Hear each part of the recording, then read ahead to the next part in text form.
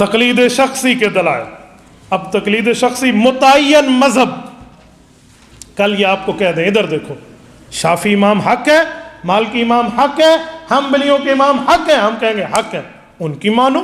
کیوں امام حنیفہ کی مانتے ہو؟ کئی جواب دیے جا سکتے ہیں، تو قرآن و سنت کی دلیل میں جواب دینا. سورۃ لقمان آیت نمبر 15 رب کریم فرماتے ہیں وَاتَّبِعْ سَبِيلَ مَنْ أَنَابَ إِلَيَّ، اس شخص کے راستے پہ چلو جس نے میری طرف آنے کے لیے لو لگا رکھی ہے، مجھ سے رجوع کر رکھا ہے. اناب الی، اللہ سے لو لگائی ہوئی ہے.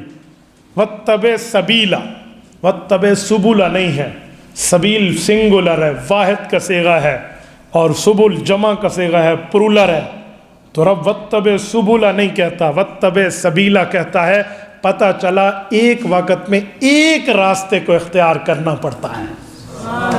آپ دو دو تین تین راستوں کی طرف مجھے لے جاتے ہو. وَاتَّبِعْ سُبُلَ نہیں ہے، وَاتَّبِعْ سَبِيلَ. آپ کہیں گے عقل سے بھی سمجھا دو.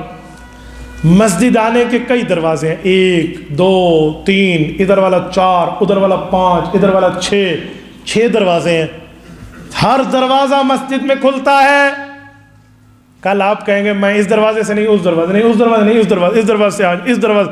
آپ دروازے ہی بدلتے رہیں گے، محراب تک نہیں پہنچ پائیں گے. آپ نے محراب تک پہنچنا ہے تو ایک دروازے کا استعمال کریں. آپ نے نجات پہ جانا ہے تو حق سارے راستے ہیں، بیک وقت ایک راستے پہ آپ چلیں گے. یہ وَاتَّبِعْ سَبِيلَ مَنْ أَنَابَ إِلَيَّ. ٹھیک ہو گیا؟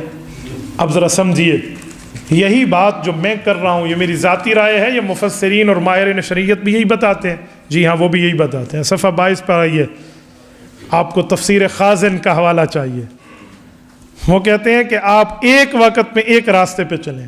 تو کہتے ہیں ایک وقت میں ایک راستے سے مراد کا حضور پاک کے بعد من اناب الیہ یعنی ابا بکر الصدیق رضی اللہ عنہ.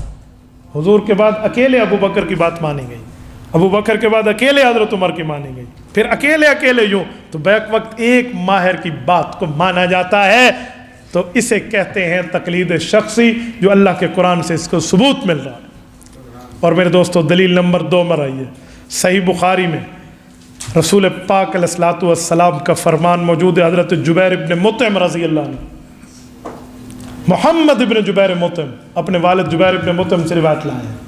فرماتے ہیں اللہ کے رسول کے پاس ایک عورت آئی. اتت امرات النبی صلی اللہ علیہ وسلم فامرها ان ترجع، فرمایا بعد میں آ کر مسئلہ پوچھ لینا. قالت ارأیت ان جئت ولم اجدک کانها تقول الموت.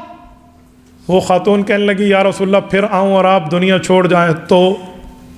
حضور نے فرمایا ان لم تجدینی فاتی ابا بکر، میں نہیں ہوگا تو ابو بکر تو ہوگا. جہاں خلافت کی طرف اشارہ ہے وہاں تقلید شخصی کی بھی دلیل ہے. ایک ہی بندے کی طرف لوٹایا، ایک ہی مذہب. تو بہت بڑی دلیلوں میں ایک دلیل آ گئے. تو تقلید شخصی کو آپ ایسے انکار نہیں کر سکتے. دلیل نمبر 3 میں آئیے. صحیح بخاری جلد نمبر 2 اس میراث کے مسئلے پر دلیل ہے. آخری لفظ دیکھیے، لا تسألونی ما دام هذا الحبر فیکم. یہ هذا الحبر فیکم کیا ہے؟ حضرت ابو موسیٰ عشری رضی اللہ عنہ، حضرت ابن مسعود رضی اللہ عنہ، مسئلے میں اختلاف ہو گیا. تو حضرت ابو موسیٰ عشری نے فرمایا ابن مسعود سے پوچھتے رہو، یہ بہت بڑا شخص ہے، جب تک اس کا دنیا سے جانا نہ ہو اس وقت تک اس کو مانو، بعد میں کسی اور کو دیکھ لینا، اس کی مانتے رہو، یعنی جب تک یہ موجود ہے اسی کو مانو. تو ایک وقت میں ایک فقیہ کی بات ماننا تو صحیح بخاری بتا رہی، تو اس لیے ایک وقت میں ایک ہی کی مانتے ہیں.